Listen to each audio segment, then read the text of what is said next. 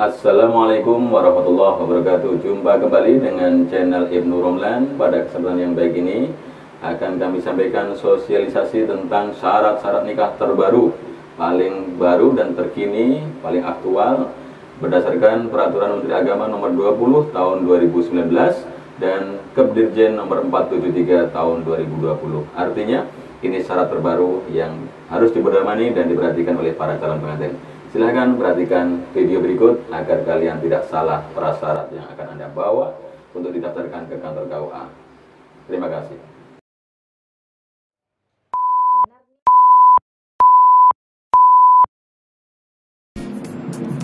Assalamualaikum warahmatullahi wabarakatuh. Alhamdulillahirabbil alamin. Wassalatu wassalamu ala Muhammadin wa ala alihi wa sahbihi ajma'in.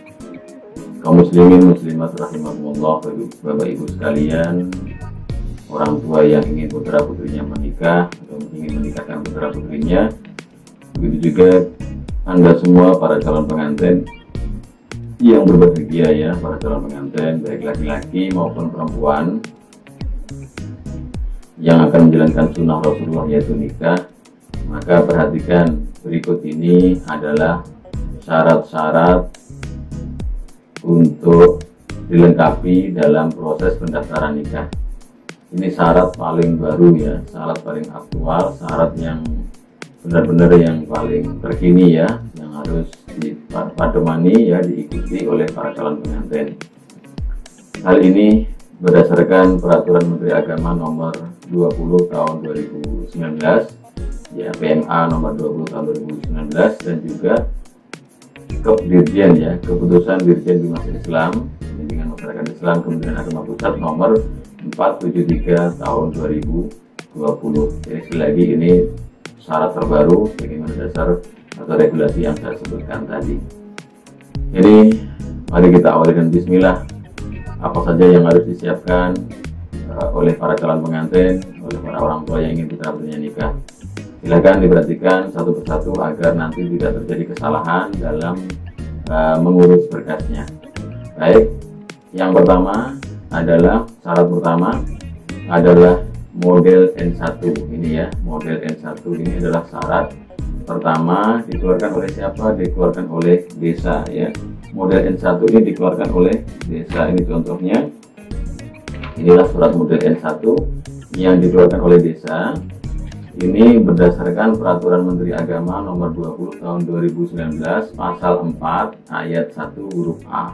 Ini syarat pertama sudah jelas bahwa setiap pengantin harus menyiapkan N1 yang dikeluarkan oleh desa. Nah, untuk modelnya itu sebagaimana Keputusan Dirjen Bimas Islam Nomor 473 Tahun 2020 ada seperti ini modelnya ya, N1. Jadi berisi apa? Model N1 ini berisi pertama data calon pengantin ya, pertama data calon pengantin sampai statusnya apakah dia perawan atau janda atau dia dijaga ataupun sudah di sini dijelaskan. Kemudian di bawahnya ada data orang tua yaitu ayahnya dan data ibunya. Kemudian surat ini ditandatangani oleh desa. Ini disebut dengan N1 ya. N1 ini harus disiapkan sebagaimana Peraturan Menteri Agama Nomor 20 Tahun 2019 Pasal 4 Ayat 1 huruf A. Modelnya sekali lagi bagaimana Keputusan Dirjen Bimas Islam Nomor 473 Tahun 2020 itu ya. Nomor 1 adalah N1. Selanjutnya adalah yang harus disiapkan adalah akte kelahiran ya. Setelah menyiapkan N1 maka pengantin harus menyiapkan akte lahir.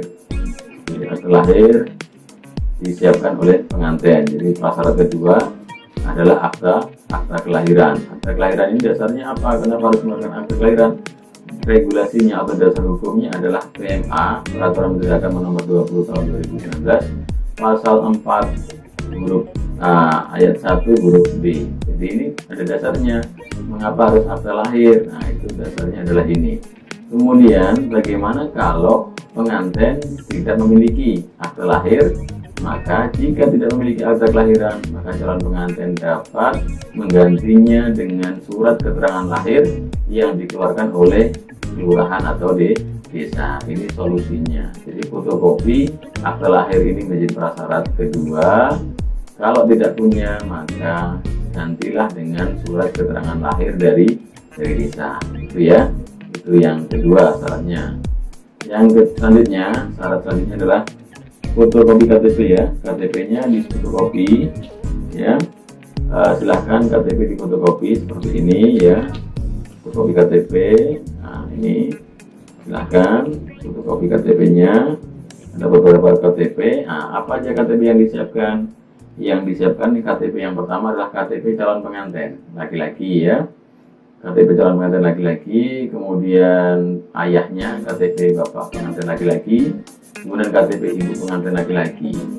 Kemudian setelah itu fotokopi KTP calon istri, calon pengantin perempuan, kemudian orang tuanya atau bapaknya pengantin perempuan yang nanti akan menjadi wali, kemudian fotokopi KTP ibunya. Kalau orang tuanya ini sudah tidak ada, maka tidak perlu KTP orang tua. Yang paling penting adalah KTP, fotokopi KTP wali, baik itu abang maupun paman atau siapa yang memang berhak menjadi walinya saat itu. Selain KTP pengantin laki-laki, pengantin perempuan, orang tua masing-masing, maka KTP selanjutnya adalah KTP saksi, 2 orang saksi ya. Pertama ini saksi 1, kemudian saksi 2, itu KTP di fotokopi. Dasarnya adalah Peraturan Menteri Agama Nomor 20 Tahun 2019 Pasal 4 Ayat 1 huruf C.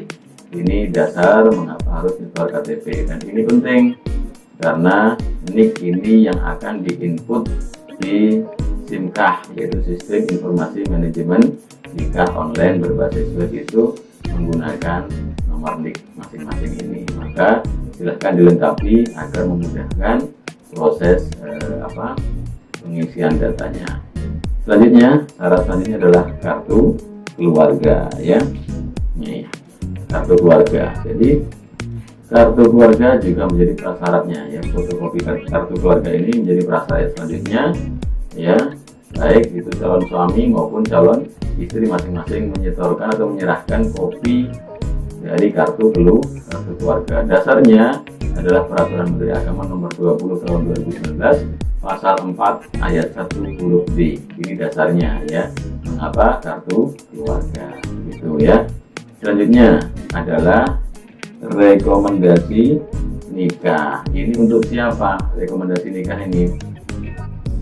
Rekomendasi nikah atau model N10 ini dikeluarkan dari KUA kecamatan tempat tinggal calon pengantin apabila ingin melangsungkan pernikahan di luar wilayah kecamatan tempat tinggalnya. Jadi kalau ada pengantin ingin menikah di luar tempat tinggalnya atau kecamatan lain selain dari tempat tinggalnya, maka dia wajib menemui KUA setempat untuk meminta rekomendasi nikah. Nah ini ya, ini wajib ya, baik laki-laki maupun perempuan meminta rekomendasi nikah kepada KUA tempat tinggalnya. Contohnya, kalau ada warga kecamatan Sungai Raya, Kabupaten Kuburaya ingin menikah di KUA kecamatan lain, mungkin di kecamatan Kakap atau di kecamatan Rasojaya atau mungkin di kecamatan di kabupaten lain ya, mungkin di Sambas atau di Pemangkat atau di Tebas dan lain sebagainya, kecamatan Tebas barangkali, atau bahkan mungkin ada yang di luar Kalimantan yang mau nikah di Jakarta atau di Malang atau di Surabaya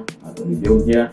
Itu berarti keluar dari wilayahnya, keluar dari tempat tinggalnya, kecamatannya, maka harus meminta rekomendasi kepada KUA tempat tinggalnya, ditujukan kepada KUA tempat tujuan melaksanakan nikah. Nah ini dasarnya adalah Peraturan Menteri Agama Nomor 20 Tahun 2019 Pasal 4 Ayat 1 huruf E. Nah itu dasarnya ya, bisa dilihat. Nah ini kalau berdasarkan lampiran 14 Dirjen Bimas Islam Nomor 43 Tahun 2020 itu disebut dengan model N10, itu modelnya ya. Rekomendasi adalah N10 ya, itu dasarnya. Contohnya tertuang dalam lampiran 14 Dirjen Nomor 43 Tahun 2020. Oke, selanjutnya syarat selanjutnya pengantin adalah surat persetujuan calon pengantin. Jadi surat persetujuan calon pengantin ini, berdasarkan PMA Nomor 20 Tahun 2019 Pasal 4 Ayat 1 huruf F ini ya, adalah surat persetujuan calon pengantin disebut dengan model N4 ini tertuang dalam lampiran 8 Kepdirjen nomor 473 tahun 2020 ya. Ini model N4 ini adalah persetujuan. Nah, isinya apa sih? Di dalam surat persetujuan ini berisi 2 kolom isian, 2 data isian. Pertama di atas calon suami, yang data kedua adalah calon istri, yang dua ya. Nah, kemudian dinyatakan di situ ya bahwa pernikahan ini tidak ada paksaan dari manapun. Artinya suka sama suka, dia menyatakan seperti itu ya, persetujuan masing-masing setuju untuk melakukan pernikahan, maka setelah itu ditandatangani oleh calon suami dan ditandatangani oleh calon istri. Ini adalah model N4-nya ya. Model N4 ini ya seperti ini ya. Seperti ini modelnya. Jadi setelah diisi ditandatangani oleh calon suami dan calon istri. Nah, model N4 ini bagaimana tertuang dalam lampiran 8 Kepdirjen nomor 473 tahun 2020. Dasarnya, regulasinya, ada hukumnya adalah PMA nomor 20 tahun 2019 pasal 4 ayat 1 huruf F. Oke, itu syarat selanjutnya. Nah, berikutnya adalah model N5, yaitu surat izin orang tua. Ini untuk siapa? Ini adalah bagi calon pengantin ya yang kurang umurnya dari 21 tahun tapi di atas 19 tahun. Di atas 19 tahun, di bawah 21 tahun itu harus menyertakan N5, yaitu surat izin orang tua. Dasarnya adalah Peraturan Menteri Agama nomor 20 tahun 2019 pasal 4 ayat 1 huruf G. Nah, itu dasarnya ya. Untuk formatnya atau model dari N5 ini, yaitu surat izin orang tua berdasarkan lampiran 9 Kepdirjen Bimas Islam nomor 473 tahun 2020. Ini adalah modelnya seperti ini. Nah, di atas ada data desa, kemudian kecamatan, kabupaten, kemudian dinyatakan surat izin orang tua. Nah, ada nama orang tua, yang pertama bapaknya, kemudian ibunya, kemudian calon pengantin yang kurang dari 21 tahun tadi datanya, kemudian diizinkan menikah dengan calon pasangannya. Di sini mungkin calon suaminya atau calon istrinya. Kalau memang salah satunya kurang dari 21 tahun harus melampirkan N5 ini, yaitu izin orang tua untuk menikah. Jadi itu di atas umur 19 tahun tapi di bawah 21 tahun. Jadi kalau umur 20 ya harus mengeluarkan N5. Nah, seperti itu ya. Tuh syarat selanjutnya. Baik, berikutnya adalah dispensasi. Kalau tadi N5 itu bagi orang yang kurang dari 21 tahun tapi di atas 19 tahun, maka untuk dispensasi dari pengadilan agama ini adalah bagi calon pengantin yang belum mencapai umur 19 tahun. Nah, kalau pengantin kurang dari 19 tahun harus menyertakan dispensasi dari pengadilan agama, ya. Ya, seperti ini barangkali contohnya kurang lebih. Nanti di sini ada penetapan jenis perkara yang dispensasi nikah. Seperti itu ya, akan dikeluarkan oleh pengadilan agama tempat rencana tempat nikahnya ya. Jadi di situ akan meminta dispensasi bagi calon pengantin yang kurang dari 19 tahun. Ini bagaimana dijelaskan, regulasinya adalah PMA nomor 20 tahun 2019 pasal 4 ayat 1 huruf J, bahwa setiap pengantin kurang dari 19 tahun harus mengeluarkan atau melampirkan dispensasi dari pengadilan agama. Nah, kenapa harus 19 tahun? Ini dijelaskan dalam Undang-Undang nomor 16 tahun 2019, perubahan atas Undang-Undang nomor 1 tahun 74 tentang perkawinan pasal 7 ayat 1 dan 2. Itu kenapa 19 tahun? Yaitu dasarnya, yaitu Undang-Undang nomor 16 tahun 2019 yang merupakan perubahan atas Undang-Undang nomor 1 tahun 74 tentang perkawinan ya. Pasal 7 nanti dilihat aja ayat 1 dan 2 ya. Itu dasarnya. Jadi tetap jangan sampai memaksakan diri kurang dari 19 tahun menikah gitu aja. Tetap boleh menikah kalau mendapatkan dispensasi dari pengadilan. Diurus saja, tidak sulit insya Allah. Untuk proses sistem insya Allah kita akan jelaskan dalam pertemuan yang lain ya. Nah, selanjutnya syarat berikutnya adalah surat izin kawin ya. Surat izin ini atau SIK ini adalah bagi siapa? Nah, ini syarat SIK ini teruntuk calon pengantin yang statusnya militer ya, baik dia Polri maupun TNI. Jadi kalau pengantinnya itu adalah TNI, Tentara Nasional Indonesia ya, atau dia polisi, baik poluan maupun polisi, jadi itu harus melampirkan SIK, surat izin kawin dari atasannya. Jadi kalau polisi juga meminta izin dari atasannya, kalau TNI juga begitu ya. Modelnya seperti ini ya, kurang lebih ya, ada fotonya seperti itu. Jadi itu disertakan bagi calon pengantin yang statusnya adalah seorang TNI maupun Polri. Nah, ini dasarnya apa? Peraturan Menteri Agama Nomor 20 Tahun 2019 Pasal 4 Ayat 1 huruf K. Ini dasarnya ya.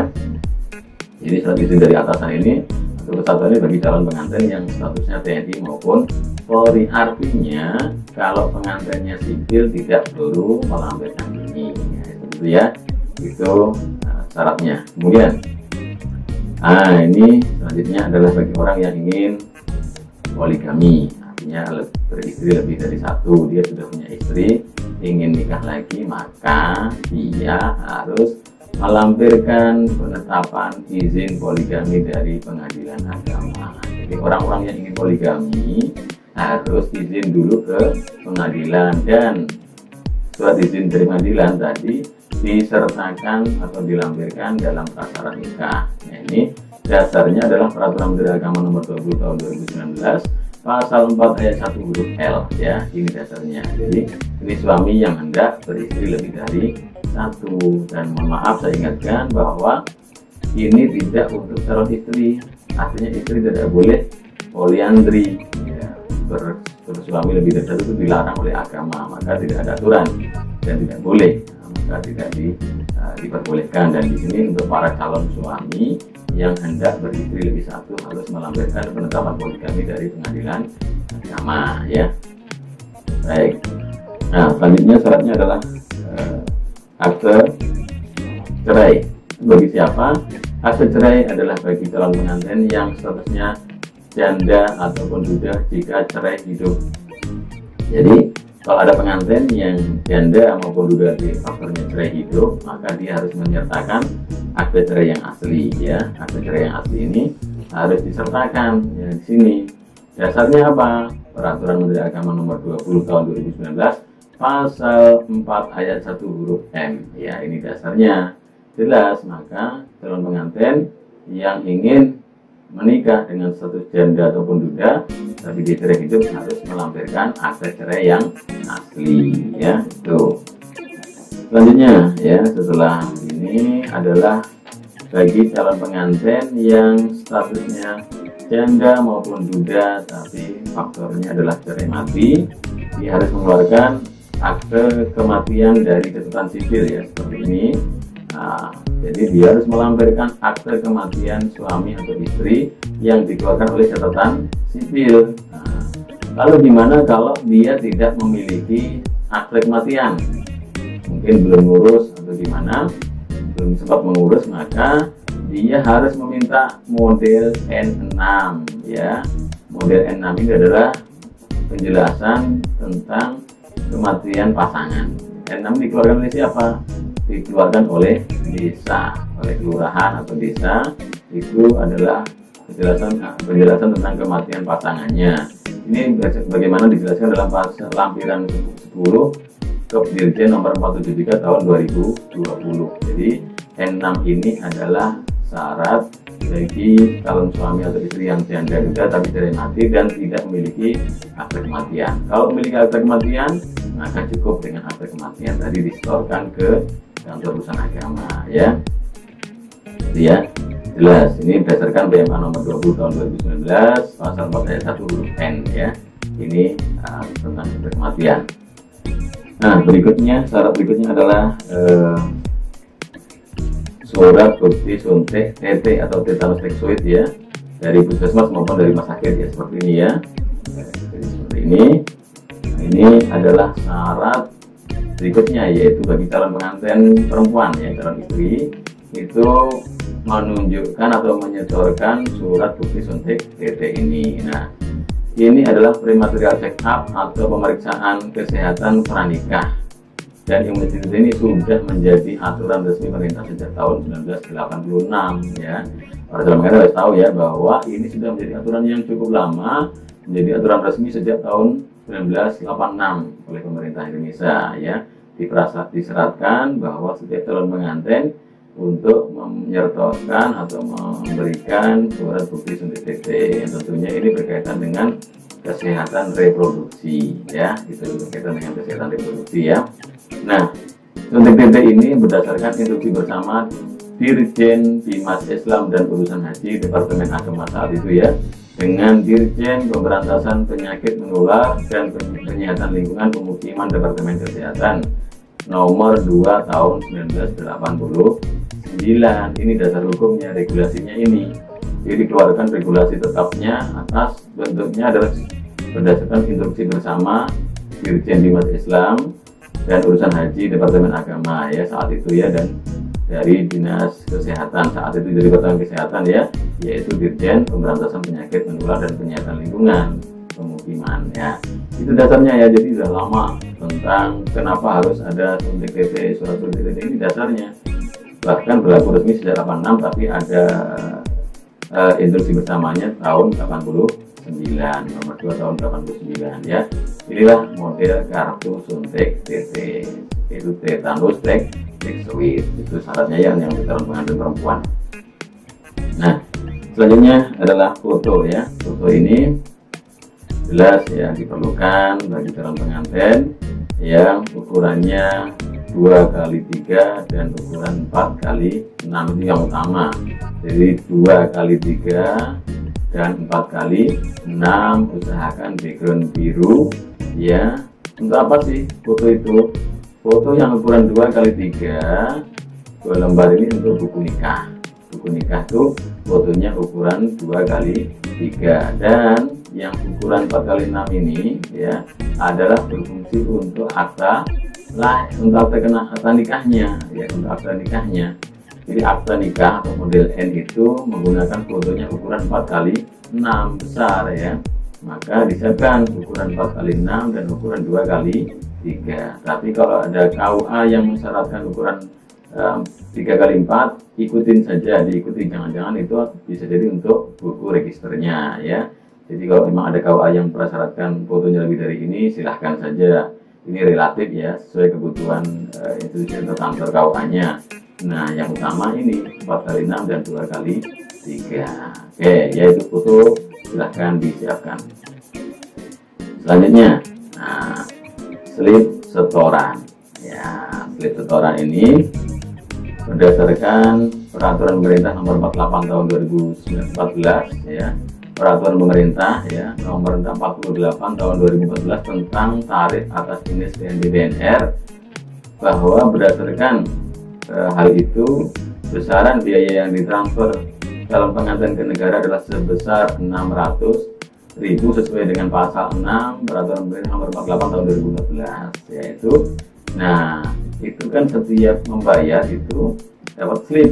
Nah, slipnya itu dikumpulkan, disetorkan ke kantor KUA sebagai tambahan syarat bagi orang kawan-kawan atau pengantin yang nikah di luar.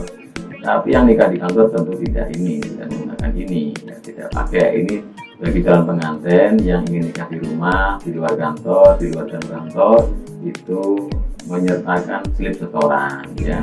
Nih, jadi pernikahan yang nikah di luar harus seperti itu. Cara bayarnya, teknis urutannya, setiap pengantin setelah mendaftar dan sebagainya itu lapor ke KUA dan minta kode billing ke KUA ya, minta kode billing yang akan dikeluarkan oleh Kementerian Keuangan, bahwa dapat kode billing itu bahwa nama A dan B ingin menikah dengan kode billing berikut ini katakanlah, kemudian dibawa kode billing tersebut ke kantor pos maupun ke bank. Nah, setelah itu teller akan input nomor billing tersebut dan pengantin menyerahkan uang 600.000 sebagai bukti pembayaran besaran biaya yang tadi disebutkan berdasarkan Peraturan Pemerintah Pasal 6 Peraturan Pemerintah Nomor 48 Tahun 2014 ya, jelas ya. Ini bisa didapatkan bisa dilakukan pembayarannya di bank maupun kantor pos. Itu syarat slip setoran. Nah, nanti dikumpulkan, lebih bagus setelah mendapatkan slip kemudian di copy sekalian ya, untuk memudahkan proses berikutnya. Kenapa harus menyetorkan slip ini akan menjadi bahan laporan petugas di KUA ya. Para pemburu yang melakukan nikah akan melaporkan ini bahwa pengantin A dan B yang nikah di luar sudah melakukan pembayaran slip nikah, seperti itu maksudnya ya. Baik, selanjutnya syarat berikutnya adalah ijazah ya. Meskipun tidak tertuang dalam PMA, maka diusahakan setiap pengantin bisa menyertakan ijazahnya.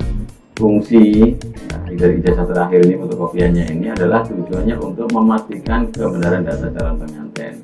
Sebab sering terjadi tidak sinkron data ijazah atau nama yang tertuang di ijazah dengan KTP-nya atau KK-nya dan sebagainya. Maka ijazah ini fungsinya untuk memastikan kebenaran data, untuk bisa disinkronkan antara data di ijazah dan sebagainya. Kemudian akan menjadikan bahan bahwa memang sudah benar datanya. Kemudian ada juga dispensasi nikah ya.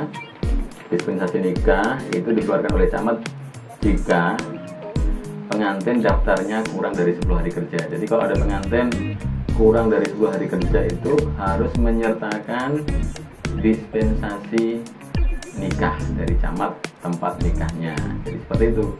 Tetapi kalau daftarnya jauh, mungkin 1 bulan berikutnya baru nikah, maka tidak perlu dispensasi. Tidak perlu dispensasi seperti ini ya. Kalau dia daftarnya jauh-jauh di atas 10 hari, jadi dia daftar hari ini, kemudian nikahnya bulan depan atau 2 bulan ke depan, itu tidak perlu menyertakan dispensasi. Tapi kalau hari ini daftar kemudian ingin nikah lusa atau minggu depan, berarti itu waktu daftar dengan waktu nikah itu tidak sampai 10 hari kerja masanya, perbedaannya itu harus menyertakan dispensasi ya. Seperti itu ya kawan-kawan semuanya, Bapak Ibu sekalian yang ingin putra-putrinya menikah atau mungkin kalian calon pengantin, perhatikan syarat-syarat tersebut agar hal ini nanti memudahkan prosesnya. Jadi semua berkas tadi dimasukkan dalam map kemudian diantar ke KUA ya. Demikianlah syarat-syarat yang harus dipenuhi oleh para calon pengantin. Semoga bisa dipedomani, bisa diperhatikan, kemudian dilengkapi berkas-berkasnya. Dan selanjutnya silahkan Anda untuk mengantar berkas tersebut ke kantor KUA. Semoga pernikahan Anda barokah, menjadi keluarga yang sakinah, mawaddah, warahmah. Assalamualaikum warahmatullahi wabarakatuh.